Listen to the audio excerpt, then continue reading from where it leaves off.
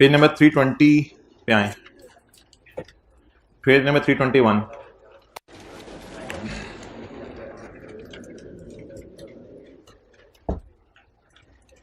Class जरा पूरी हो जाए, फिर मैं वो जहां से हमने छोड़ा था वहां से शुरू करूंगा। Section 114A, business bank account. इसके पीछे थीम ये है कि आपने अपने बिजनेस का बैंक अकाउंट कमिश्नर को बताना है, क्योंकि बिजनेस बैंक अकाउंट से आप बिजनेस की ट्रांजैक्शंस करते हैं, इसलिए आपने बिजनेस का बैंक अकाउंट कमिश्नर को बताना है।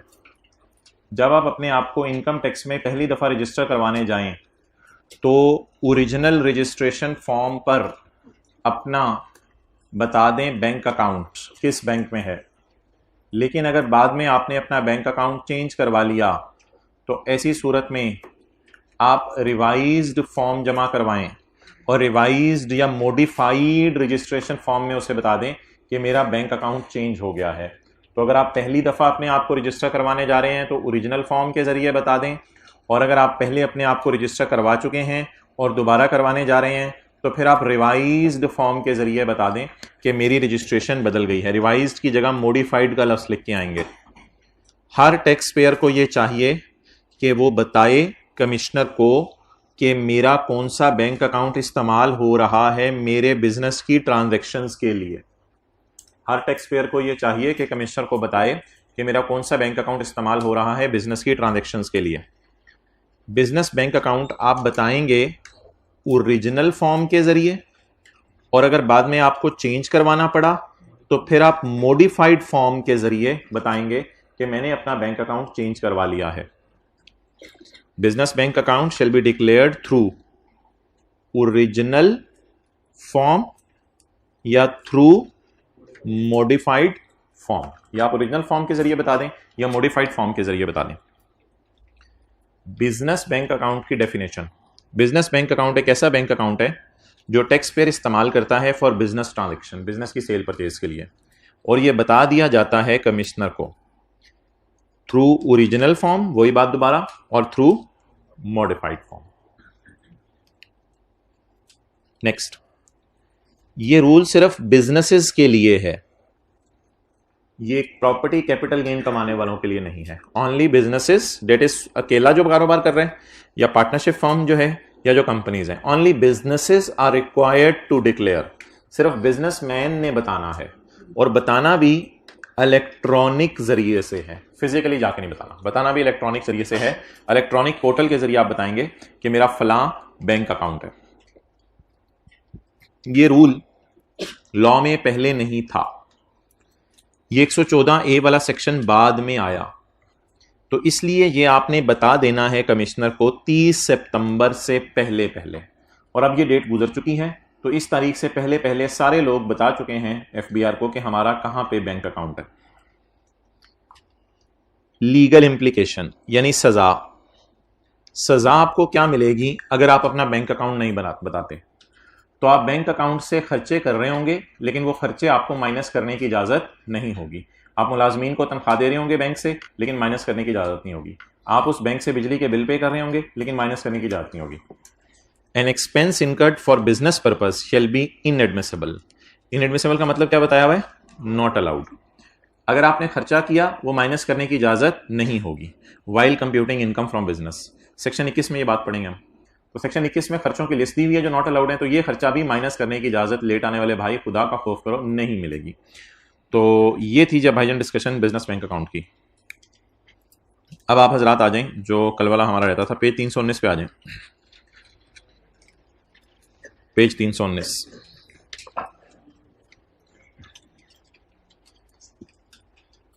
Point number 6। एक हमारा पॉइंट रह गया है, पॉइंट 5 की आखिरी दो लाइनें, लेकिन हमने अभी ना फॉरेन इनकम और फॉरेन एसेट्स नहीं पढ़े, जिस वजह से पॉइंट 5 की आखिरी दो लाइनें भी अनलकीली हम पेंडिंग में डाल रहे हैं। पॉइंट 5 की आखिरी दो लाइनें। Okay, let us come on point 6।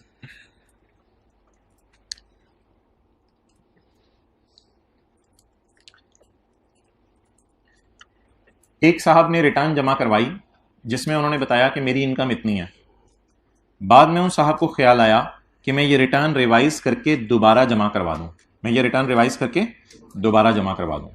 तो ऐसी सूरत में आपको रिटर्न दोबारा जमा कराने की इजाज़त है, आप रिटर्न दोबारा जमा करवा सकते हैं, लेकिन कुछ शराइत पूरी करनी पड़ेगी जो पूरी करके आपको रिटर्न रिवाइज करने की इजाज़त है।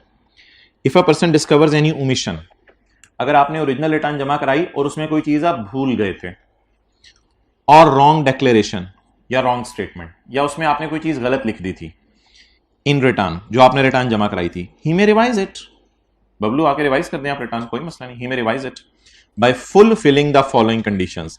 ये वाली कंडीशंस आपने फुल्ली फिल करनी है, by fulfilling the following conditions, ये सारी कंडीशंस आपने फुली फिल करनी है, फिर आपको रिटर्न रिवाइज करने की इजाजत है। अच्छा जी, जब आप अपने बिजनेस के प्रॉफिट्स हुकूमत को बताते हैं तो वो आपको पता है पहले हम P&L बनाते हैं जहां से हमारे बिजनेस के प्रॉफिट्स पता चलते हैं।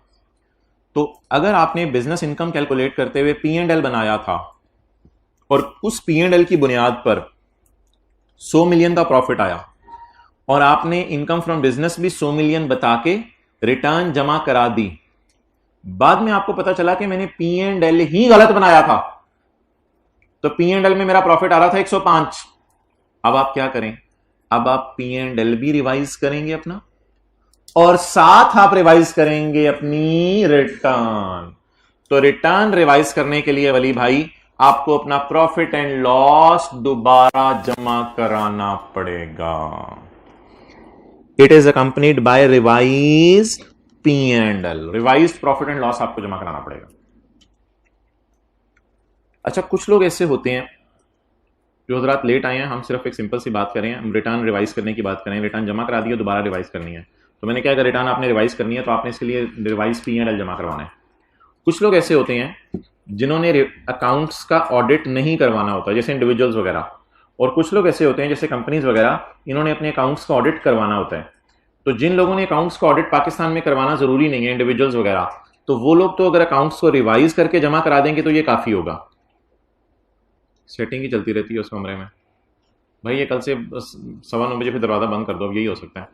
अच्छा, तो रिवाइज अकाउंट्स आप जमा, हाँ अब आ जाओ इधर, रिवाइज अकाउंट्स आप जमा करवाएं अगर आपको ऑडिट नहीं हो रहा, और अगर आपको ऑडिट हो रहा है तो आप रिवाइज्ड ऑडिटेड अकाउंट्स जमा करवाएंगे। तो कुछ लोगों का रिवाइज अकाउंट्स जमा करा के गुजारा चल जाता है और कुछ लोगों को क्या जमा करवाना पड़ता है, रिवाइज्ड ऑडिटेड अकाउंट्स। तो सबसे पहली शर्त क्या है रिटर्न रिवाइज करने की, आप अपना नया वाला P&L जमा करवाएं या फिर नया वाला ऑडिटेड P&L जमा करवाएं। क्लियर हो गया, पहली बात क्या होगी। दूसरी बात, एक सवाल यह अराइज होता है कि क्या P&L रिवाइज करना हमेशा जरूरी है, तो उसका जवाब है नो। हो सकता है आपने रिटर्न में अपनी इनकम फ्रॉम बिजनेस सही बताई हो, आपने कैपिटल गेन इनकम भी सही बताई हो, अब आपको अकाउंट्स तो रिवाइज करने की जरूरत नहीं है, आप ज़कात माइनस करना भूल गए, अब आपको बिजनेस इनकम रिवाइज कर रहे हैं, नो। अब आपको क्या रिवाइज अकाउंट्स जमा करवाने पड़ेंगे या रिटर्न रिवाइज काफी है। तो हो सकता है कमिश्नर कुछ लोगों को कह दे कि मोहतरम आपके लिए रिटर्न रिवाइज करवाना ही काफी है, आप रिवाइज अकाउंट्स लेकर मत आओ।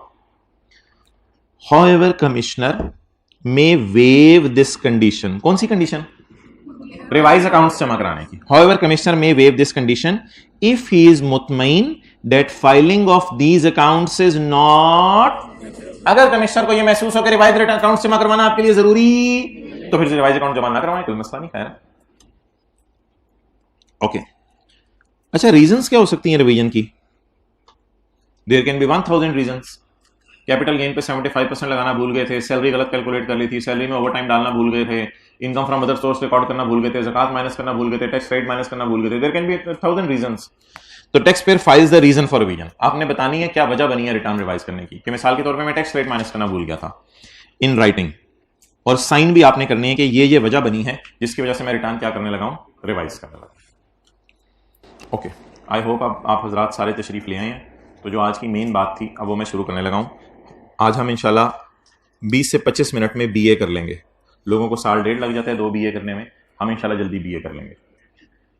BA जो पॉइंट है इसमें डिस्कशन ये होगी कि रिटर्न जब आपने रिवाइज करनी है तो क्या आपने कमिश्नर से इजाजत लेनी है या कमिश्नर से इजाजत नहीं लेनी। जब आपने रिटर्न क्या करनी है, रिवाइज, तो तब आपने कमिश्नर से इजाजत लेनी है या इजाजत नहीं लेनी, ये डिस्कशन होगी। अब एक डायग्राम है जो अगले सफे पे बनी हुई है, उस अगले सफे पे आपने डायग्राम नहीं देखनी, आपने यहां अटेंटिव रहना है और 14 तबक रोशन करके यहां अटेंटिव रहना है। आपने अपनी ओरिजिनल रिटर्न फाइल की, फाइल का मतलब है आपने जमा करवाई, आप कमिश्नर के पास गए और आपने कमिश्नर को जाके कहा कि कमिश्नर बबलू ये देखो मैं अपनी रिटर्न लाया हूं, और आपने ऐसे थोड़ा सा शुगर लगाने के लिए कमिश्नर को कहा ये देख ये मैं अपनी रिटर्न लाया हूं। तो आप गए और आपने कमिश्नर को जाके कौन सी रिटर्न जमा करवा दी, ओरिजिनल। आपने कौन सी रिटर्न जमा करवा दी, original return is filed on 30 September 2016। Original return आपने जमा करवा दी 30 सितंबर 16 को। इसकी एक बैकअप कॉपी आपके पास पड़ी हुई थी। जब आप बैकअप इसकी कॉपी देख रहे थे, बानो ने कहा क्या हुआ, झटके लग रहे हैं रशीद? नहीं बानो, ये मैंने गलतियां कराया हूं, ये क्या हुआ, ये तो मैंने बोंगियां मार दी हैं, ये जो मैंने रिटर्न रिवाइज किया ये मैंने जो रिटर्न जमा कराई है ये सही जमा नहीं कराई, so I need to revise it. तो आपने क्या किया, आपने छोटे बच्चे के जो रजिस्टर से सफा फाड़ा और सफा फाड़ के आपने रिटर्न कौन सी अब जमा करवाना शुरू की, रिवाइज रिटर्न में करके और आपने रीजंस लिखी और पीछे साइन किया, साथ रिवाइज अकाउंट्स जमा करवाए और आप कमिश्नर के पास ले गए, मोहतरम कमिश्नर ये मैं रिटर्न रिवाइज करके लाया हूं आपके लिए, ये मैं रिटर्न क्या करके लाया हूं, रिवाइज करके लाया हूं। आपने तो साइन कर दिए, अब सवाल ये होगा कमिश्नर की अप्रूवल की जरूरत है या नहीं, यानी कमिश्नर अप्रूव करेगा तो रिटर्न रिवाइज वैलिड मानी जाएगी या नहीं। तो इंशाल्लाह इसके ऊपर डिस्कशन होगी अगले 20 मिनट। इसमें दो सूरतें हो सकती हैं, आपको जल्दी ख्याल आ गया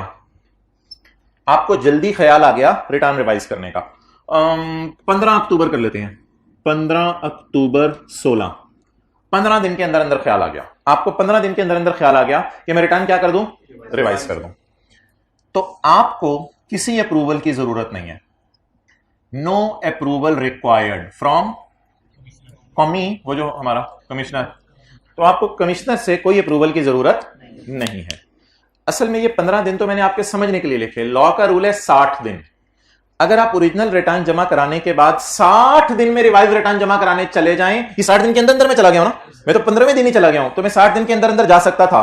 तो जो बंदा ओरिजिनल रिटर्न जमा करवाए, ओरिजिनल रिटर्न जमा करवाने के बाद 60 दिन के अंदर अंदर जाके रिवाइज रिटर्न जमा करवा दे, तो उसकी रिवाइज रिटर्न वैलिड समझी जाएगी और कमिश्नर से साइन करवाने की जरूरत नहीं होगी। क्लियर? आप सिर्फ कमिश्नर के पीएन को भी पकड़ा के आ जाएंगे तो वो पीएन खुद ही कमिश्नर के दरबार में हाजिरी दे देगा। आपको बिल्कुल रिलैक्स होना चाहिए, किसी की इजाजत की जरूरत नहीं है। कुछ चीजें होती हैं जिंदगी में जिसमें इजाजत नहीं चाहिए होती किसी की। ओके, पहली बात ये होगी। दूसरी बात, जैसे टेस्ट छोड़ना। अच्छा, ऐसा भी हो सकती है कि मेहरबानी देर कर दी आते आते, मेहरबानी टैक्स पेयर, तो टैक्स पेयर को रिटर्न रिवाइज तो करनी थी, लेकिन ये जो क्लास में बैठे मैंने ऐसे शो देख रहे हैं, ये जरा अटेंटिव हो जाएं। अच्छा, हाथ खोलो, वेल डन। अच्छा, तो दूसरी सूरत ये हो सकती है कि आपको रिटर्न रिवाइज करने का जल्दी ख्याल आया या देर से ख्याल आया। देर से ख्याल आने की डेफिनेशन है 60 दिन बाद। 60 दिन बाद देर से ख्याल आया। देर से ख्याल आने, मिसाल के तौर पे 15 जनवरी कर लेते हैं, 15 जनवरी 2017। अक्टूबर गुजरा, नवंबर गुजरा, दिसंबर गुजरा, 15 जनवरी को बैठ के आप, तो आपने सोचा मैं क्या कर दूं, रिवाइज रिटर्न जमा करवा दूं। अब जो रिवाइज रिटर्न होगी इसके अंदर दो सूरतें हो सकती हैं। आप देर से रिटर्न रिवाइज करने गए हैं या जल्दी रिटर्न रिवाइज करने गए हैं। Original return is filed on 30 September. Tax payer decided to file, बोले रिवाइज्ड रिटर्न।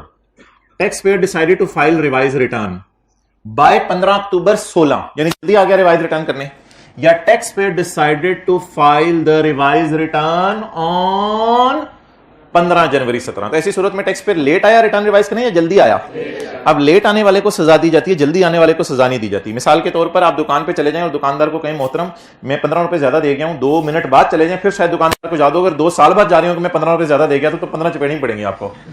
तो अब 15 जनवरी 2017 को आप चले गए और जाके कहा कमिश्नर वो जो मैंने 30 सितंबर को रिटर्न जमा कराई थी ना, ओए वो वाली, हाँ वो वाली, वो मैं रिवाइज करना चाहता हूं। कमिश्नर ने कहा बैठो उधर, बैठो उधर, क्या मसला है? मैं रिटर्न रिवाइज करा। अच्छा, रिटर्न रिवाइज करने में या तो आप अपनी इनकम बढ़ाएंगे, 6 लाख को 6 अरब कर देंगे मिसाल के तौर पे, या तो आप अपनी इनकम बढ़ाएंगे, आप भी हाथ खोल लो, या तो आप अपनी इनकम बढ़ाएंगे, इससे हुकूमत क्या होगी? खुश होगी, इससे हुकूमत खुश होगी। या आप अपना लॉस कम करेंगे। याद रखिएगा, आप इनकम बढ़ा दें या आप लॉस कम कर दें, शहबाज शरीफ लुटियां डालेगा, जबरदस्त खुश हो जाएगा। अगर आप इनकम बढ़ा के चले जाएं तो भी शहबाज शरीफ खुश होगा, और अगर आप अपना लॉस कम करके चले जाएं तो भी शहबाज शरीफ खुश होगा। इसकी वजह क्या है? मिसाल के तौर पे ये है 0, ये है 1 मिलियन, 2 मिलियन, 3 मिलियन, इस तरफ ये है -1 मिलियन, ये है -2 मिलियन, ये है -3 मिलियन। तो अगर आप लॉस कम करें तो भी हुकूमत खुश होगी,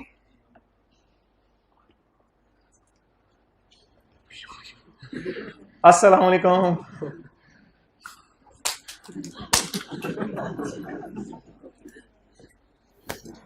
आपके लिए आया हूं मैं घर से, सिर्फ आपके लिए, और आपके लिए भी, और आपके लिए भी, यानी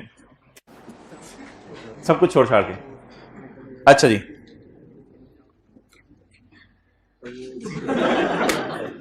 अच्छा, तो अब ऐसी सूरत में मैं आपको साबित करना चाह रहा हूं कि आप लॉस कम करें या इनकम बढ़ाएं, दोनों सूरत में हुकूमत खुश होती है। देखें कैसे? अगर मैं चलूं इधर से उधर तो मेरा लॉस क्या हो रहा है? कम हो रहा है, और मेरी इनकम बढ़ रही है। जरा खुली करके जगह बनाते हैं चलने की।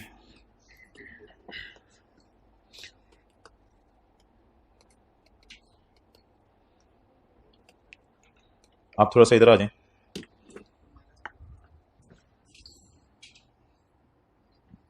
जी, क्या हो रहा है? लॉस कम हो रहा है, क्या हो रहा है? इनकम बढ़ रही है। तो चाहे मेरा लॉस कम हो या मेरी इनकम बढ़े, इन दोनों सूरतों में हुकूमत खुश होती है। खुश होने की वजह सुन लें, आप अगर अपना लॉस कम करें तो कम करते करते करते आप तो इनकम रिकॉर्ड करने की तरफ जा रहे हैं, तो हुकूमत खुश होगी, और आप इनकम बढ़ाएं अपनी तो भी हुकूमत हमेशा क्या होगी? खुश होगी। तो एक बात याद रखिएगा, जब भी आप अपना लॉस कम करें या इनकम बढ़ाएं तो हुकूमत खुश होती है। अब आपको बहुत देर से ख्याल आया रिटर्न रिवाइज करने का, बहुत देर से ख्याल आया रिटर्न रिवाइज करने का, यानी 15 जनवरी 17 को आपको ख्याल आया रिटर्न रिवाइज करने का। अब ऐसी सूरत में दो सूरतें हैं। पहली सूरत, आप अपनी इनकम बढ़ा के जा रहे हैं या आप अपना लॉस, ऐसी सूरत में हुकूमत खुश होगी, आपको किसी अप्रूवल की जरूरत नहीं है, आपको कमिश्नर से साइन करवाने की जरूरत नहीं है। कमिश्नर कहेगा क्या करने आए हो? आप कहेंगे 6 लाख से 6 करोड़ करने आए हो। कमिश्नर कहेगा ठीक है, जमा कराएं, जाएं रिटर्न, कोई मसला नहीं, आप भाई हैं हमारे, जगह है अपनी, किसी इजाजत की जरूरत नहीं, आपको इजाजत ही इजाजत है। लेकिन अगर खुदा ना करे कि आप अपनी इनकम कम करें या आप अपना लॉस बढ़ाएं, यानी आप क्या करें? ऐसे चलना शुरू कर दें, आप अपनी इनकम क्या करें? कम करें, या आप अपना लॉस बढ़ाएं, तो ऐसी सूरत में हुकूमत क्या होगी? Happy happy, sad sad, sad sad. ऐसी सूरत में हुकूमत गमगीन होगी। तो ऐसी सूरत में कमिश्नर कहेगा भाईजान आप बैठे, आपको हम अप्रूवल देंगे तो मिलेगी, वरना अप्रूवल नहीं होगी। तो ऐसी सूरत में अप्रूवल इज रिक्वायर्ड, ऐसी सूरत में आपको अप्रूवल की जरूरत होगी, आपको इजाजत लेनी पड़ेगी कमिश्नर से। अब इसमें आगे फिर दो सूरतें हैं। अच्छा, ये हमारी क्लास की आखिरी सूरतें हैं, स्वाद वाली। इसमें आगे और दो सूरतें। पहली सूरत यह है कि कमिश्नर ने आपको 60 दिनों में अप्रूवल दे दी। कमिश्नर ने आपको कितने दिनों में अप्रूवल दे दी? 60 दिनों में approval they the. Approval is required, क्या लिखा है मैंने? Approval is required. कमिश्नर, ये कोई और 60 दिन है। अब commissioner has given approval by 16 March. Commissioner has given approval by 16 मार्च। ये 16 मार्च में आपको गिनवा दूंगा, 15 जनवरी और 16 मार्च के दरमियान 60 दिन ही होते हैं। Commissioner has given approval by 16 March. Commissioner ने आपको 16 मार्च तक इजाजत दे दी। यस, हाँ, कमिश्नर ने इजाजत दे दी, इसे कहेंगे कमिश्नर इज चुस्त, यानी कमिश्नर चुस्त है, एफिशिएंट है। कमिश्नर ने जल्दी इजाजत दे दी, आपने मांगी, कमिश्नर ने 40 45 50 60 दिनों में कहा ठीक है ठीक है ठीक है ठीक है, जाओ जाओ इजाजत है, अपनी इनकम काम कर लो, परेशान ना हो, रोया ना करो, कर लो अपनी इनकम काम, कोई मसला नहीं। तो ऐसी सूरत में commissioner has given the approval by 16 March, yes yes yes yes yes, अगर आपने कमिश्नर ने आपको अप्रूवल दे दी तो आपकी रिवाइज रिटर्न क्या समझी जाएगी? वैलिड समझी जाएगी। एक बात यह भी हो सकती है कि कमिश्नर 60 दिनों में नॉट गिवन अप्रूवल, तो फिर तो आपकी रिवाइज रिटर्न इनवैलिड हो जाएगी।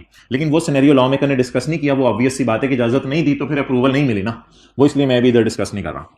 एक अजीब सा सिनेरियो हो सकता है, 3 सिनेरियो हो सकते हैं यहां पे, कि आपने किसी से इजाजत मांगी, अगला दे दे, किसी से इजाजत मांगी, अगला ना दे, किसी से इजाजत मांगी, अगला के आपके क्या मतलब, ओके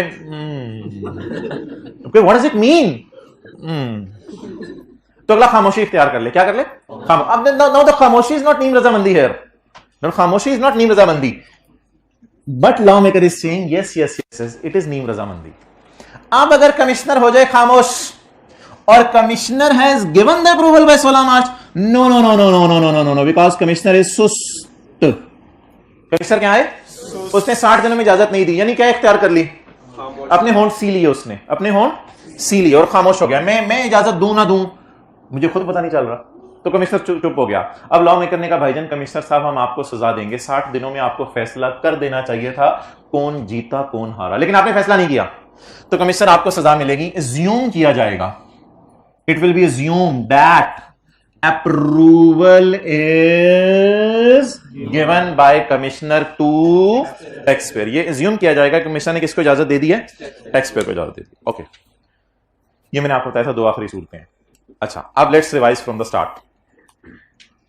आपने क्या जमा करवाई, किस दिन, और 60 दिन के अंदर अंदर आप रिवीजन करने आ गए।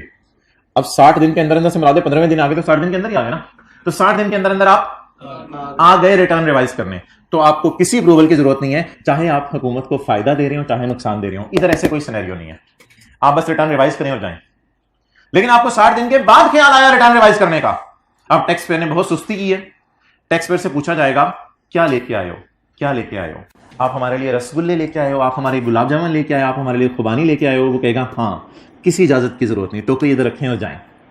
अगर आप हुकूमत को फायदा देने आए हो तो जी आया नो, और अगर आप हुकूमत को नुकसान देने आए हो, जिसे आप डस पहुंचाना कहते हो और आप चूना लगाना कहते हो, तो अगर आप हुकूमत को क्या पहुंचाने आए हो, नुकसान पहुंचाने आए हो, हुकूमत को क्या पहुंचाने आए हो, तो ऐसी सूरत के अंदर आपको इजाजत की जरूरत है। अब आप बैठ जाएं, 60 दिन तक बैठे रहें, कटिंग भी नहीं करानी आपने, आप 60 दिन तक बैठे रहें।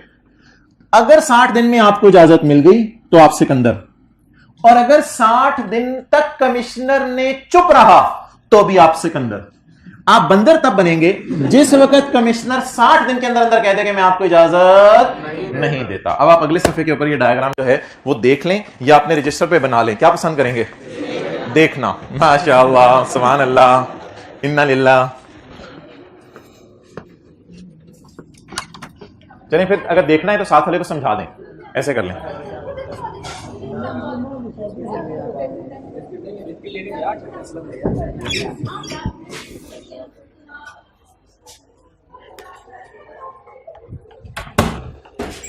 क्लास हो रही है। वालेकुम अस्सलाम, मरहबा मरहबा मरहबा। समझाओ ना उसको, समझाओ उसको, शायद समझ आ जाए, समझाओ उसको। मुंह इधर करो, 2-2 की जोड़ियां बना लें।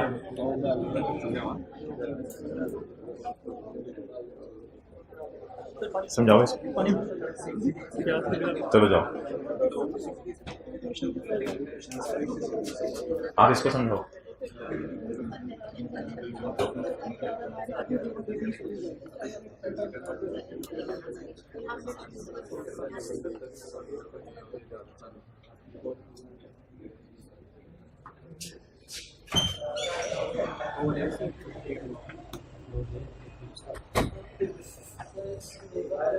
रिकॉन्सिलिएशन आउट हो गई, कुछ लिखते हो बुक पे? क्यों? वो इतनी वो जो has been charged for 2 tax years, वो बात कहाँ लिखी हुई है? 2 साल टैक्स। इसकी डायग्राम मैंने बनवाई थी।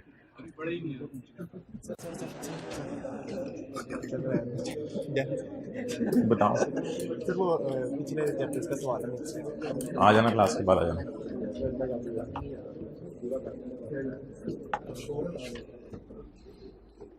चलें बड़ी पेज 319 पे आए, पेज 320 पे।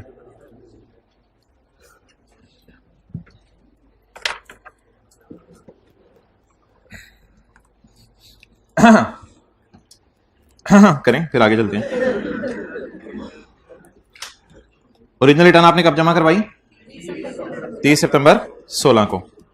और फिर आपने चंद दिनों बाद बानो को कहा मैं जा रहा हूं। बानो ने कहा अभी रहने दे। आपने कहा नहीं मैं जा रहा हूं। बानो ने कहा किधर? आपने कहा रिटर्न रिवाइज करने। Tax payer decided to revise the return. जल्दी ख्याल आ गया आपको। सिनेरियो 1 जल्दी ख्याल आ गया। मिसाल के तौर पे 15 अक्टूबर को ख्याल आ गया आपको, 15वें दिन आ गया। मैंने तो कहा था 60 दिन में भी आ जाए तो खैर है। लकीली ये दो 60 दिन है, लेकिन दोनों 60 दिन अलग अलग चीजें हैं, वो मैं भी आपको बताऊंगा। ये 60 दिन ये है कि आपको कितने दिनों में ख्याल आया रिटर्न रिवाइज करने का। आपको 60 दिन में ख्याल आ गया रिटर्न रिवाइज करने का। अब आपको अप्रूवल चाहिए नहीं चाहिए? सिनेरियो 2, किसको देर से ख्याल आया? टैक्स पेयर को। किस चीज का ख्याल देर से आया? रिटर्न रिवाइज करने का। वैसे रिटर्न जमा कब करवाई थी और ख्याल कब आया रिवाइज करने का? 15 जनवरी। जल्दी ख्याल आया, लेट ख्याल आया? अगर आपको लेट ख्याल आया और आपने दुकानदार को और पैसे देने हैं तो दुकानदार कहेगा दे दें कोई मसला नहीं। और अगर आपको लेट ख्याल आया और आपने दुकानदार से पैसे लेने हैं, कहेगा बैठ जाओ सिक्योरिटी कैमरा में चेक करता हूं जरा। अच्छा, तो अगर आपको जल्दी ख्याल आ गया, नहीं सॉरी आपको लेट ख्याल आया और लेट ख्याल में आप हुकूमत को क्या पहुंचाना चाह रहे हैं? फायदा पहुंचाना चाह रहे हैं, तो फिर भी आपको अप्रूवल की जरूरत कमिश्नर से नहीं है। बस अब अप्रूव है, जाएं, कोई मसला नहीं, इजाजत है आपको। लेकिन दूसरी सूरत क्या बन सकती है? वो ये बन सकती है कि आपने इनकम लेस करनी है अपनी, या लॉस आपने बढ़ाना है। ऐसी सूरत में हुकूमत खुश होगी या गमगीन होगी? ऐसी सूरत में आपको क्या चाहिए? अप्रूवल चाहिए। अब बॉल किसके कोर्ट में है? कमिश्नर के। उसने क्या देनी है? अप्रूवल। उसने 16 मार्च तक अप्रूवल दे दी। ये जो 60 दिन है ना, ये आपने ओरिजिनल रिटर्न से नहीं गिनने, ये जिस दिन आपने रिवीजन रिक्वेस्ट की है वहां से गिनने शुरू करने हैं। जब आपने रिवीजन की रिक्वेस्ट की तो उसके 60 दिन के अंदर अंदर कमिश्नर को चाहिए कि क्या दे दे? इजाजत दे दे। तो 15 जनवरी के 60 दिन के अंदर अंदर कमिश्नर चुस्त था और इसने इजाजत दे दी, तो बहुत अच्छी बात है। आपकी रिवाइज रिटर्न क्या समझ ली जाएगी? अब अगर आपने इनकम 50 लाख से 40 लाख कम कर दिया, कोई हर्ज नहीं, कोई मसला नहीं।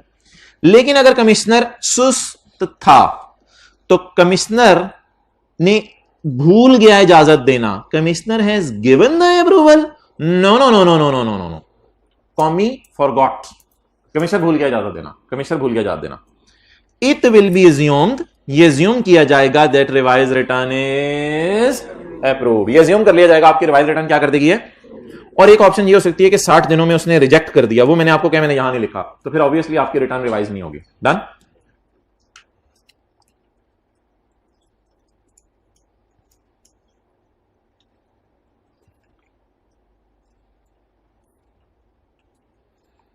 अच्छा जी, mister Pappu filed return on 30 September 22। Pappu ने कब रिटर्न जमा करवाई? 30 सितंबर 22 को। ये सवाल मैं आपको नोट करने का टाइम दूंगा। उसमें इसकी इनकम कितनी है? 10 लाख। ऑन 15 दिसंबर, चंद दिनों बाद, ही डिसाइडेड, उसने सोचा, to file a revise return. क्या मैं रिटर्न को क्या कर दूं? रिवाइज कर दूं। By declaring income of 8 lakh, यानी 10 लाख से गिरा के इनकम किस पे ले जाऊं? 8 लाख पे। रिक्वायरमेंट, डस पप्पू नीड अप्रूवल? क्या पप्पू को अप्रूवल चाहिए? अभी जवाब नहीं देने, वो अपने पास रखें। पहला सवाल है डस पप्पू नीड अप्रूवल। दूसरा सवाल, what is the date by which commissioner should give approval? दूसरा सवाल, अब नहीं बोले। तीसरा सवाल, what is the benefit to Pappu? Spelling change होते जा रहे हैं थोड़ी थोड़ी देर बाद। What is the benefit to Pappu if commissioner does not have Pappu, sorry, if commissioner does not approve in 60 days. चलें जी, ये सवाल नोट कर लें। तस्वीर खींचने का कोई मौका नहीं है आपके पास, नोट ही करना पड़ेगा। पप्पू की किताब पे नोट कर लें, जल्दी करें।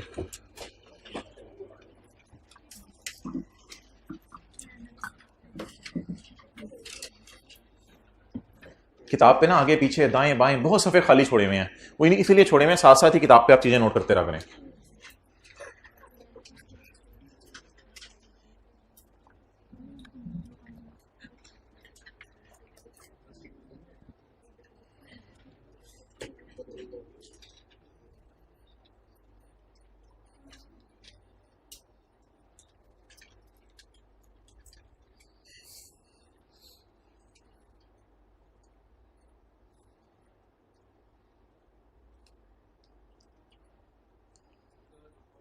हाँ जी, नहीं वो नहीं, भी मैं दिखाऊंगा, पहले यहां तक लिखो।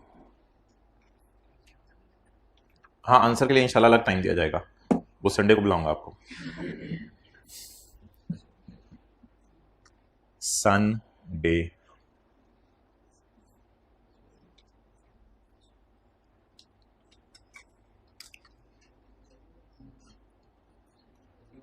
ना ना ना ना ना, हो नहीं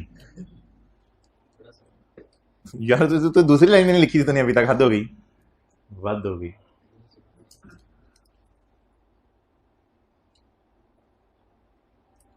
दूसरी लाइन भी गायब।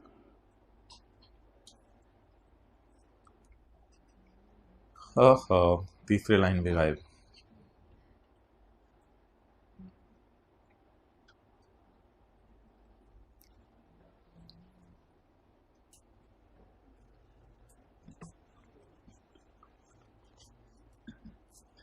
ये इफ लिखा हुआ है, इट लिखा हुआ है, इफ।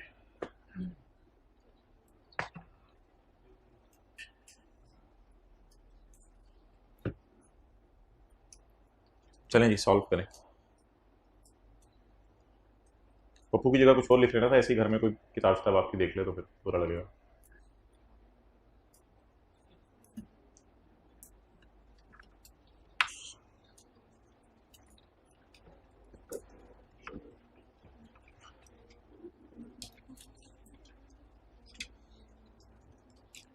कितने लोगों ने सॉल्व कर लिया, हाथ खड़ा कर दें। वेल डन, 4 लोगों ने सॉल्व कर लिया। उधर से भी हाथ खड़े होने शुरू हो गए हैं, बताए जा रहे हैं। अनलकीली वहां से अभी तक एक हाथ नहीं खड़ा हुआ। 1 2 3 4 5 6 7 8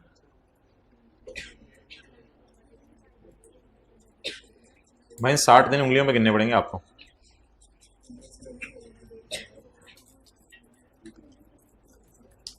okay, let's start from the start.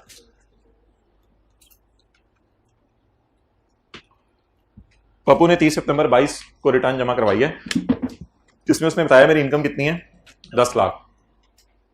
15 दिसंबर को उसे ख्याल आया, ये 60 दिन होते हैं ओरिजिनल रिटर्न से गिनने वाले। तो जल्दी ख्याल आ गया या देर से आया? अक्टूबर भी गुजर गया, नवंबर भी गुजर गया, बल्कि दिसंबर में ख्याल आया, तो अब तो 60 दिन से मेरे ख्याल से काफी ज्यादा हो गए हैं, तो इसको देर से ख्याल आया। और 15 December he decided to file revise return, जिसमें उसने इनकम कम करने का सोचा है। तो ये वाला सिनेरियो, तो अब अप्रूवल इज रिक्वायर्ड। तो पहले सवाल का जवाब हो गया यस।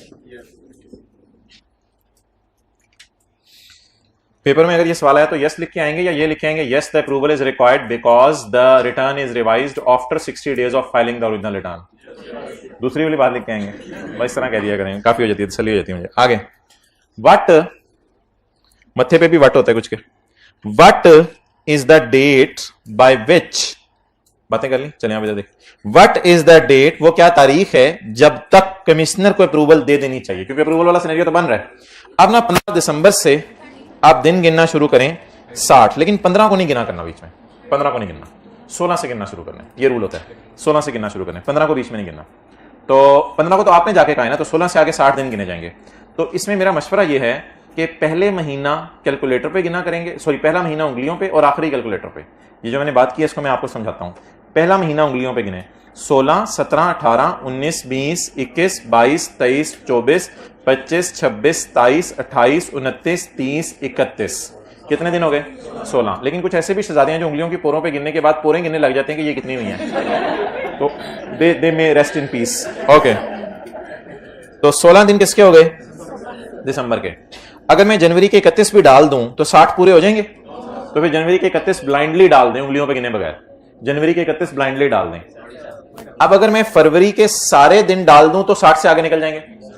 इतनी अकल तो सबको माशाल्लाह है, मुझ समेत, कि अगर मैं फरवरी के सारे दिन भी डाल दूं तो 60 से आगे निकल जाएंगे।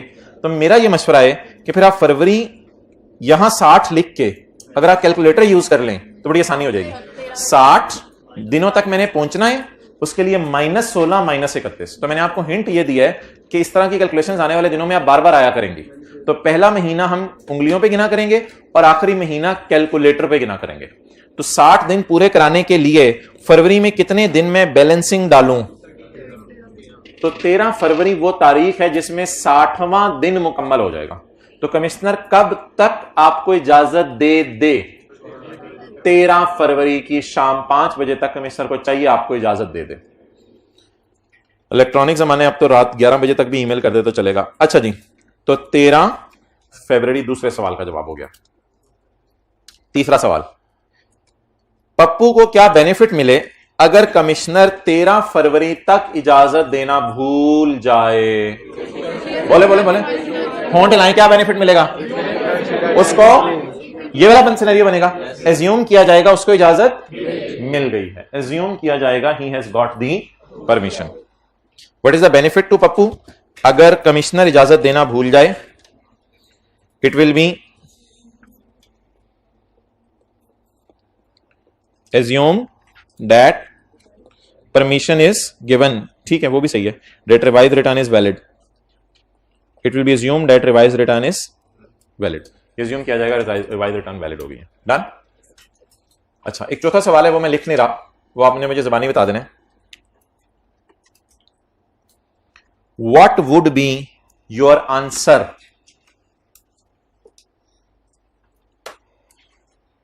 कुछ चेहरे ऊपर होने का इंतजार कर रहा हूं मैं। What would be your answer in point 1 if the date is 15 October instead of 15 दिसंबर?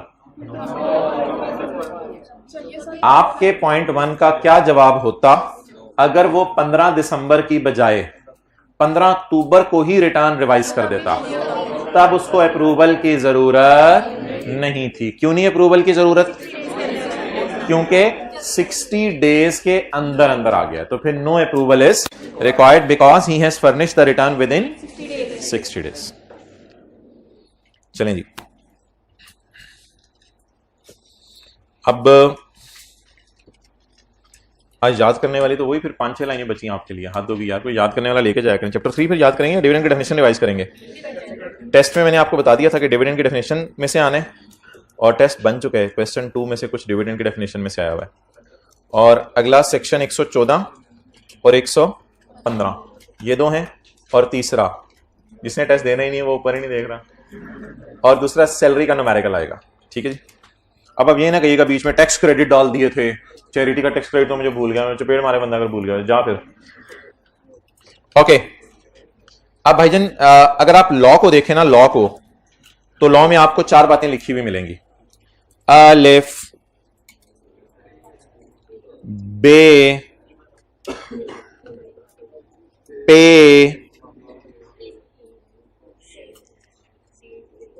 ते पहले ते, ये बात लॉ में लिखी नहीं मिलेगी। ये ऑब्वियस सी बात है, उसने इजाजत दे दी तो दे दी ना, बस बात खत्म होगी। अब ये 4 बातें मैं आपको दिखाने लगा हूं, अलिफ बे पे ते। आप ऐसा करें, इनको लिख लें पहले। इधर अलिफ लिखें, एबीसीडी लिख लो ओए लेवल, इधर अलिफ लिखें, इधर बे लिखें, इधर पे लिखें, और सुस्त के साथ ते लिखें। अब इन 4 बातों को पढ़ते हैं। भाई ने हाथ बांध लिए, लेकिन मैं चाहता था बॉल पॉइंट खोलेंगे। अच्छा, अब इन 4 बातों को, या आप कह रहे हो सर बैन भी ना दिया करो, please allow me to sit at least, it's a basic human right. अच्छा जी, बीए करते हैं जी हम, बीए होने लगे इंशाल्लाह। अच्छा जी भाईजान, आपने देख लिया हाइब्रिड वालों को? ये दरवाजा खोल के एक ही दफा तफसीलन देखें जाके। BA, it is accompanied by approval of commissioner. असूली तौर पे कमिश्नर की अप्रूवल चाहिए। However this condition shall not apply. इस इंग्लिश को आसान कर लें, this condition shall not apply, इसको आसान कर लें इंग्लिश को। However approval is not required. English जो मैं आसान करवा दूं वो कर लिया करें, अपनी तरफ से कोई नहीं करनी। अच्छा, however approval is not required. सबसे पहली बात येलो में क्या लिखी हुई है? It is accompanied by the approval of, however approval is if revise return is filed with in 60 days. अगर 60 दिनों में रिटर्न रिवाइज करते हैं तो अप्रूवल नहीं चाहिए। ये बात पता है कहां लिखी हुई थी? ये बात ना पता है कहां लिखी? मैं ये बात लिखी हुई थी ये बात लिखी हुई थी, approval is required, however approval is not required if return is revised with in 60 days. ये जो अंग्रेजी लिखी हुई है उसको मैं दोबारा पढ़ता हूं। The approval is required from commissioner, however the approval is not required from commissioner if the return is revised with in. तो ये जो दो बातें लिखी हैं ना भाईजान, ये जो पहले पैरे में लिखी हुई हैं, ये दो बातें, इसमें उसने पहले जो है वो पे लिखा है और फिर उसके बाद जमा करके इसने अलिफ लिखा है। तो पे और अलिफ मैंने आपको पढ़ा दिया है। आगे चलें, फर्दर का लफ्ज काट दें। फर्दर का मतलब होता है एक और बात आपको बताने लगा हूं। फर्दर जी, एक भाई ने निच भी ले ली, अब हम आगे चलते हैं। वेयर द, सॉरी किसी को बुरा लगता है तो स्नीज, where the commissioner has not passed an order of approval, पता नहीं कहां जा रहे हैं, where the commissioner has not passed an order of approval, पता नहीं where the commissioner has not passed an order of approval, इधर जाने लगे ना सुस्त commissioner. Where the commissioner has not passed an order of approval, जहां commissioner ने order pass नहीं किया अप्रूवल का। Where the commissioner has not passed an order of approval in writing, writing में उसने आपको ऑर्डर पास नहीं किया, आप बेचारे इंतजार करते रहे हो, कमिश्नर मुंह बंद करके कहता है तू भी मुकाबला कर मैं भी मुकाबला करता हूं, मेरा मुंह बंद है खुलवा ले। तो अब where the commissioner has not passed an approval in writing for revision of return, आप रिवीजन रिटर्न करवाना चाह रहे थे, कमिश्नर ने कहा इजाजत देनी या ना देनी दूर की बात है, मेरे से बुलवा ले बड़ी बात है तू। 60 दिनों के अंदर कमिश्नर ने कोई लिफ्ट नहीं कराई। From the date revision was requested, from the date revision was requested, जिस दिन आपने रिवीजन रिक्वेस्ट की थी उसके 60 दिनों में कमिश्नर ने कोई लिफ्ट नहीं कराई आपको। एट विल बी assumed, साथ वाले की तरफ देखे कहें एट विल बी assumed, थोड़ा मुंह खोल, it will be the commissioner Bablu has given the approval, ये assume कर लिया जाएगा कि कमिश्नर ने क्या दे दी है, इजाजत दे दी है। ये कौन सी बात है, ये कौन सी बात है, ते डन हो गया, ते हो गया। चलें जी, तो इसके साथ लिख लें, इसके साथ ते, अब क्या रह गया बे, फर्दर को काट दें, बाइट करें, फर्दर को काट दें, काट दिया फर्दर को। Next, no approval of commissioner is required if taxable income declared is more, अगर टैक्सेबल इनकम ज्यादा डिक्लेयर कर दें, ऐसा ही है ना। Further, no approval of commissioner is required if taxable income declared is more, declare कितनी की, मोर या लेस, मोर, और the loss declared is less, या लॉस क्या डिक्लेयर किया, लेस, या इनकम मोर डिक्लेयर कर दी या लॉस, ये कौन सा वाला सिनेरियो है, इनकम मोर डिक्लेयर कर दिया, लॉस लेस डिक्लेयर कर दिया, बे वाला सिनेरियो है। तो ऐसी सूरत में भी अप्रूवल नहीं चाहिए। तो ये अजीब सी अंग्रेजियां थी जो डिफरेंट तरीके से इसने कवर की। अच्छा, अब मैं आपको 1 मिनट के लिए दोबारा रिवाइज कराने लगा हूं, इसलिए अटेंटिव रहने। DA पहले मैं यहां से पढ़ने लगा हूं। Approval of commissioner is required, however approval is not required if the return is revised within 60 days. यहां से देखें, approval of commissioner is required, however approval is not required if it is revised within। दूसरी बात, where the commissioner has not passed an order of approval, जहां commissioner आपको इजाजत ना दे इन 60 days जब आपने रिक्वेस्ट की थी, ये assume कर लिया जाएगा कमिश्नर ने आपको इजाजत दे दी है। If the commissioner has not given the approval by 16 March, it will be assumed that approval is given. और आखिरी बात, if you declare more taxable income or if you declare less loss, then the approval is not required. ये then का मतलब क्या होता है, ये then का मतलब होता है ना as compared to, you are bigger than Bablu, तो आप फिर कितने बिगर होंगे। अच्छा, तो then का मतलब क्या होता है, then is used for comparison। भाईजान आप उसका कंधा क्या कसूर है, वो अपना कंधा ले ही आता है, आप उसको जान लेते हो। अच्छा, तो अगर आप इनकम मोर डिक्लेयर कर दें या लॉस, तो ऐसी सूरत में इजाजत की जरूरत नहीं है। देन डिटरमिन्ड अंडर सेक्शन 120 आपको समझ नहीं आएगा अभी, क्योंकि 120 पढ़ा नहीं, इसलिए डिटरमिन्ड अंडर सेक्शन 120 की जगह फिलहाल लिख लें देन का लफ्ज ऊपर से मिल रहा है, देन ओरिजिनल रिटर्न। अगर ओरिजिनल रिटर्न से इनकम ज्यादा शो कर दें वेल डन, और अगर ओरिजिनल रिटर्न से लॉस कम शो कर दें तो भी वेल डन, अच्छी बात है, मोस्ट वेलकम। अब इंग्लिश का फिक्रा ये फाइनल पढ़ लें। No approval of commissioner is required if income declared is more than original return और loss declared is less than original return. फिर कोई हर्ज नहीं, आप आए। निहायत ही अफसोस के साथ ऐलान किया जाता है कि पॉइंट सी भी पेंडिंग है, क्योंकि हमने ये सारे सेक्शन अभी पढ़े नहीं है, 121, 22, 29, 33, अभी ये समझ नहीं आएगा। बात असल में इसमें भी वही कुछ लिखी हुई है, उसी टाइप की, इनकम इज ग्रेटर और लॉस इज लेस, बात को इसी किस्म की लिखी हुई है, लेकिन अभी पढ़ने की कोशिश ना कीजिएगा, ऐसे कुछ हो गया तो करीब कोई अच्छा जी, तो इसलिए पॉइंट सी अभी छोड़ दें। Okay, if any one of the above condition is not fulfilled, अगर ऊपर में से कोई भी कंडीशन फुलफिल नहीं होगी तो रिवाइज रिटर्न वैलिड है या इनवैलिड? अब ये ऊपर वाली कौन सी कंडीशंस है? A B A C, 4 conditions है, चारों में से अगर एक भी फुलफिल ना हुई तो फिर रिवाइज रिटर्न आपकी वैलिड नहीं होगी। If any one of the above condition not fulfilled the return shall be considered as invalid. कौन सी वाली रिटर्न? कौन सी वाली रिटर्न? रिवाइज वाली, तो रिवाइज वाली इनवैलिड होगी।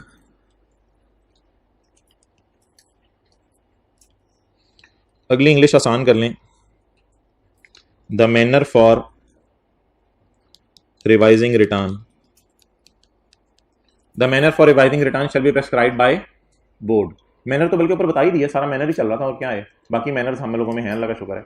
तो manner for revising return shall B prescribed by board, तरीका बोर्ड बता देगा, बोर्ड ने तरीका ही बताया ऊपर, और क्या है, तरीका ही चल रहा है। अच्छा, अब आप मुझे ये बता दें कि अगर कमिश्नर की आपको अप्रूवल चाहिए तो क्या अप्रूवल कमिश्नर हमेशा दे दिया करेगा या नहीं दिया करेगा, ये किस पे डिपेंड करता है? भाईजान ये नहीं, कमिश्नर पे डिपेंड नहीं करता, आपकी हरकत पे डिपेंड करता है। अब्बू इजाजत दें ना दें, ये अब्बू पे डिपेंड नहीं करता, आपके सवाल पे डिपेंड करता है कि आपने सवाल क्या पूछा है। तो कमिश्नर इजाजत दे ना दे, ये किस पे डिपेंड करता है? सिनेरियो पे डिपेंड करता है कि आपने बात क्या रखी है उसके सामने। अगर आपने बोंगी मारी है तो आपको इजाजत नहीं देगा, और अगर आपने बोंगा मारा है तो भी इजाजत नहीं देगा। तो इजाजत देगा कब? अगले सफे पे आ जाए। द कमिश्नर, और कमिश्नर का सी बड़ा करें, हद हो गई, कमिश्नर का सी बड़ा करना है पेपर में, और यही ना करके आइएगा, बाकी भी काम करने हैं। अच्छा, the commissioner shall grant approval, commissioner Bablu क्या दे देगा? इजाजत दे देगा। इन केस ऑफ अ जायज omission, in case of a जायज ओमिशन, आप टैक्स रेट माइनस करना भूल गए, आपने रसीद भी दिखा दी, ये जायज ओमिशन है या नाजायज? जायज, ये जेन्युइन डिमांड है आपकी। तो जायज ओमिशन बोनाफाइड होती है जायज, या जायज गलती। जायज गलती क्या मतलब? आप ज्वेलरी 2 साल बाद बेची, 75% लगाना भूल गए, आपने कमिश्नर को कहा यार मैं 75% लगाना भूल गया, कमिश्नर ने कहा कोई नहीं, ये तो जायज गलती है, आपने जानबूझ के मुझे धोखा देने के लिए नहीं किया, आपसे गलती होगी, चलो ठीक है लगा लो, आप कोई मसला नहीं। तो जायज गलती भी एक्सेप्टेबल है, इंसान है आप, और जायज भूल भी एक्सेप्टेबल है, भूल जाना भी एक्सेप्टेबल है, और गलती भी एक्सेप्टेबल है अगर साबित कर दो कि जायज गलती है। क्लियर? अगले सफे पे आए। निहायती अफसोस के साथ ऐलान किया जाता है कि पॉइंट 6 से भी पेंडिंग है, निहायती अफसोस के साथ ऐलान किया जाता है। असल में इस चैप्टर में चीजें ना लिंक्ड हैं अगली वाली चीजों से, हल्का फुल्का ये गुजारा चलाना पड़ेगा। पॉइंट 7, मुझे ये बताएं कि जिस वक्त साल का एंड हो और हुकूमत के पास बहुत सारी लोग रिटर्न्स जाके जमा करा रहे हों, तो हुकूमत के पास हर बंदे के साइन चेक करने पॉसिबल होंगे आईडी कार्ड से कंपेयर करके, या वैसे साइन करवा के? तो पॉसिबल नहीं होगा। इसलिए हुकूमत करती क्या है, जब भी आप रिटर्न जमा कराते हैं, हुकूमत एज्यूम करती है कि ये साइन आपने ही किए हैं और ये 2 नंबर साइन नहीं है। हाँ, आप खुद जाके बता दें कि यार ये मेरे साइन तो नहीं थे, पता नहीं कौन मेरे रिटर्न जमा करा गया, फिर और बात है, वरना अगर आप रिटर्न जमा कराएंगे तो हमेशा क्या एज्यूम किया जाएगा कि आपके ही साइन है। If a person files a return, अगर आप क्या जमा करवाएं? Return, it will B assumed that he himself has signed it. समझ आ गई बात? ये एज्यूम किया जाएगा आपने ही साइन किए हैं। क्लियर हो गया? टीचर ने कहा अब्बू से साइन करवा के लाएं, अब यही अज्यूम किया जाएगा अब्बू से साइन करवा के आप लाएं, अनलेस कि अब्बू खुद आके बता दें कि ये मेरे साइन नहीं है। अच्छा, if a person files a return, अगर एक बंदा रिटर्न जमा करवाए, it will be assumed that he himself has signed it unless he proves that he has not signed it. Otherwise का मतलब यही होगा ना, unless he proves that he has not signed it. फिर क्या होगा? अगर वो प्रूव कर दे कि मैंने साइन नहीं किए, फिर वो वाली रिटर्न फारिग हो जाएगी, आप नई साइन करके अपनी जमा करा दें जो भी करानी है आपने।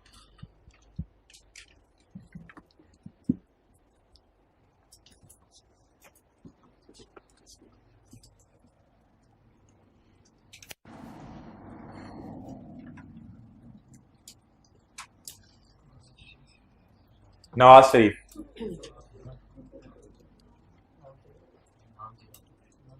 नाम चेंज कर, इसकी बीवी भी, चलें अल्लाह को प्यारी होगी, ज़्यूम कर लें अभी नहीं हुई, इसकी बीवी भी है और इसके बच्चे भी हैं, और अगर इसके वालिदैन जिंदा हैं तो फिर फैमिली डिपेंडेंट्स यानी इसके ऊपर डिपेंडेंट है शायद वो भी जिंदा हों। ठीक है, तो नवाज शरीफ ने 4 चीजें शहबाज शरीफ को बतानी है, हुकूमत को तो नवाज शरीफ ने कितनी चीजें शहबाज शरीफ को बतानी है? 4 चीजें।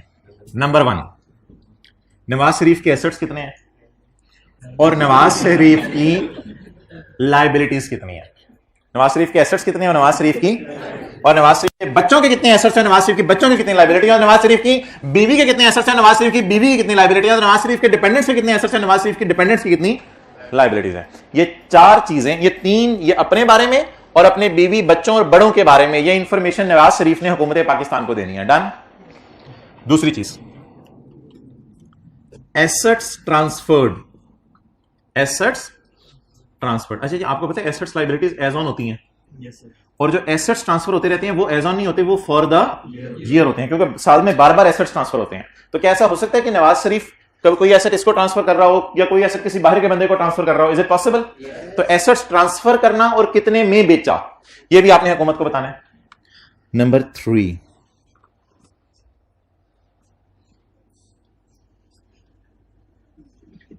खर्चे, कितने के चने खरीदे, कितने के पाए खरीदे। नवाज शरीफ ने अपने खर्चे, अपनी बीवी के खर्चे, अपने बच्चों के खर्चे और अपने डिपेंडेंट्स के खर्चे भी बताने हैं। खर्चे फॉर द ईयर होते हैं, एज ऑन होते हैं? एज ऑन होते हैं। खुदा का खौफ कर, खर्चे एज ऑन कहां से होते हैं? P&L के ऊपर क्या लिखा होता है? For the year.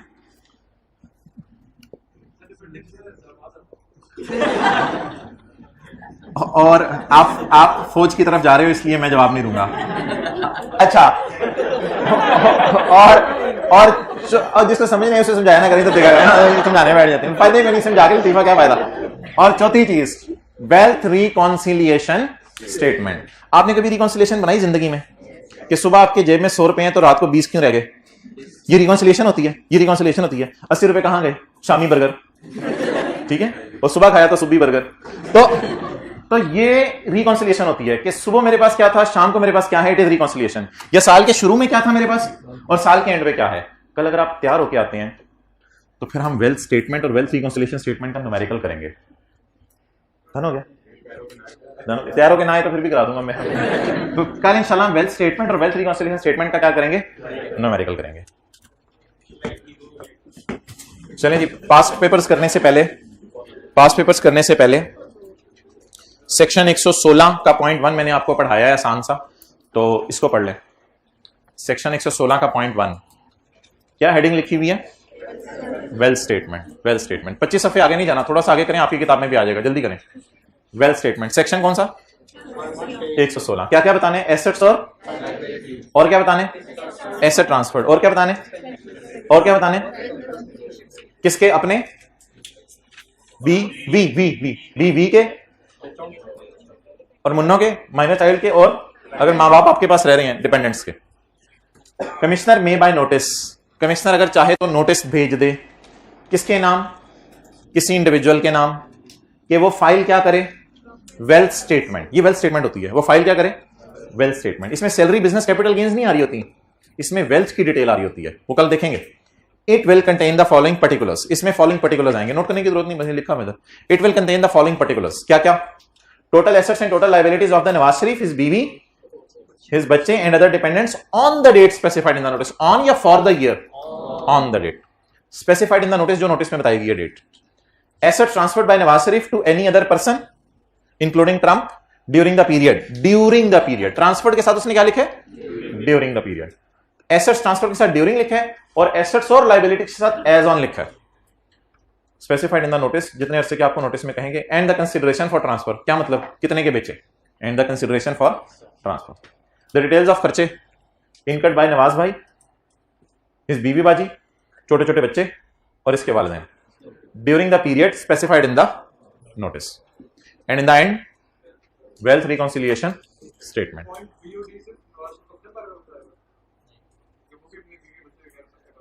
सबके बारे में बताएगा, अनलेस कि बीवी खुद वेल्थ स्टेटमेंट जमा करा रही हो। जब वो अगर कमाती होगी तो शायद अपनी खुद जमा करवा दे, तो नहीं बताएगा। It will be furnished by the due date specified in the notice. ये कब तक बताना है आपने? जब तक जब तक कमिश्नर कहे कि जितने दिनों में कमिश्नर कहे कि यार 4 दिनों में, 5 दिनों में, 15 दिनों में, 100 दिनों में ले आओ, तो जितने दिनों में कमिश्नर कहेगा आपने उतने दिनों में जमा करा देना। क्लियर? तो यार ये एक ना नेचुरल चीज होती है बंदे में, और वो हो सकता है मैं कोई और बात कर रहा हूं। अच्छा, ये क्वेश्चन नंबर 15 करें पास पेपर का। ये है पेज नंबर 346 पे। अच्छा, एक मजे की बात आपको मैं बताऊं, कुछ बच्चे ऐसे दीवाने होते हैं, कभी फिजिकल क्लास में, कभी ऑनलाइन क्लास में, कभी दर बदर। अच्छा, वो ऐसे दीवाने होते हैं कि जब उनको कहा जाए ना टेस्ट के सिलेबस में सेक्शन 114 और 115 है, तो वो मैसेज करके पूछते हैं कि सेक्शन 114 ए भी होगा। तो मेरा उनको रिप्लाई होता है कि इसको करने से बेहतर था 4 लाइनें याद कर लेते। जो मैसेज करना और फिर उसका वेट करना और फिर सर से जाके पूछना, सर का तो याद कर लो भाईजान, ये एक आ गया तो कर लेना इसको। तो इस तरह की अजीब चीजें ना पूछें। अच्छा, क्वेश्चन नंबर 15। समी को क्या आया है? नोटिस। आपको पता नहीं क्या आता है, समी को नोटिस आया है। समी को नोटिस आया है मार्च 2010 में। अगर मैं मार्च 2010 में खड़ा हूं तो कंप्लीटेड साल कौन सा है? पिछला 2009, क्योंकि मार्च 2010 तो खत्म होने 30 जून 10 को, तो पिछला कंप्लीटेड साल कौन सा है? 2009। समी को एक नोटिस आया मार्च 2010 में कौमी से कि यार जिगर तूने रिटर्न नहीं फाइल की फॉर 2003 एंड फॉर 2006। बस रुक जाएं, हम खड़े कहां हैं? मार्च 2010 में, और हमें नोटिस क्या आया?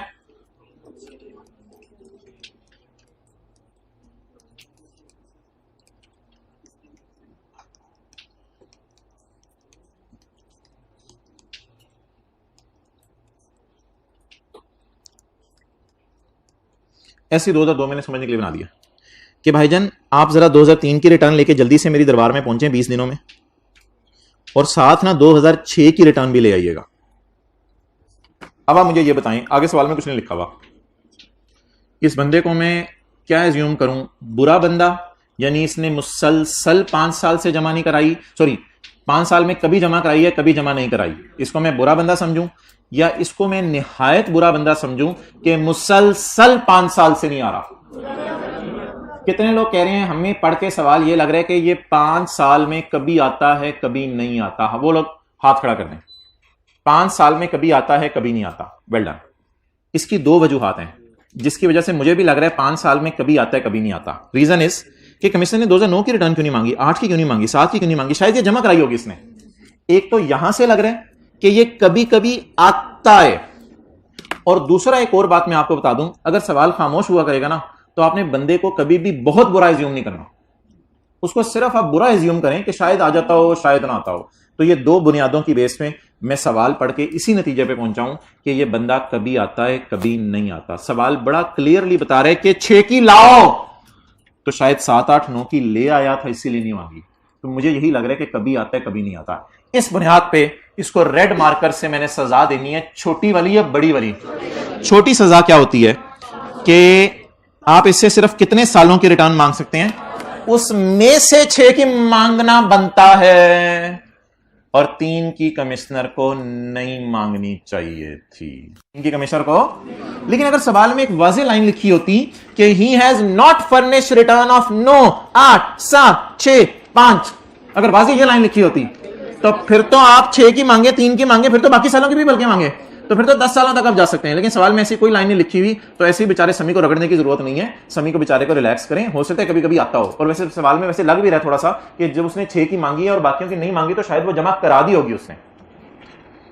अब in your capacity as tax consultant, कहते हैं आप बैठे तो भी क्लास में हैं लेकिन आप टैक्स कंसल्टेंट बन जाए थोड़ी देर के लिए, और समी को मशवरा दें कि commissioner justified in issuing the above notice.